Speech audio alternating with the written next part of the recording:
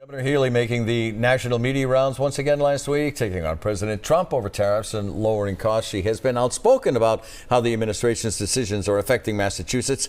Marianne, is she emerging as a face of the resistance? Well, she is, but it's because she's a governor of a state like all the others who are dealing firsthand with the consequences of the cuts, the withholding of funds, the tariffs, all of it that are costing jobs, costing businesses, costing people their lives and research, and making it more expensive to pay for housing.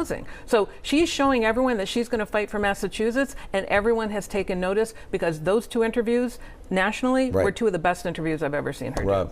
It seemed like every time I turned on the national news this week, there was Governor Healy. And I understand why she's doing it. I think the balance here is the voters want her at home with her head down at her desk, working strictly on Massachusetts budget and problems, and not doing national interviews. Everybody wants to fight her these days.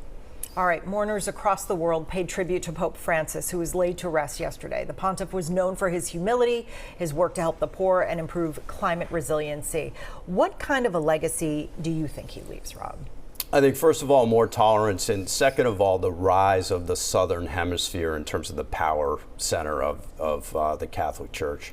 What do you think, Marianne? Rob's right. The compassion, the way he lived like the people he led, not the trappings of the Vatican and everything else, and I think that will be it. Also, 80% of the cardinals who will be voting on the Pope were appointed by Pope Francis, so there's a chance things might be a little different. That's the question. Is it going to continue in the same direction? Well, he appointed them. We shall see. Yeah, but will they continue? The momentum continue forward? That's I predict elections, not conclaves. So, no opinion. Very good. So we're going to wrap things up with best week or worst week. Gentlemen, Rob, you kick us off, please. Worst week this week goes to Phil Eng, the MBTA GM, on the botched launch of South Coast Rail.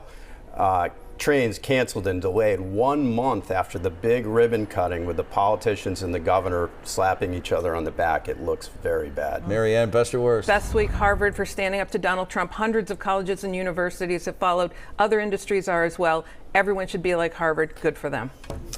Marianne, Rob, thank you. Folks, thank you for joining us. Remember, every Sunday we go on the record, including next Sunday, which is the first one in May.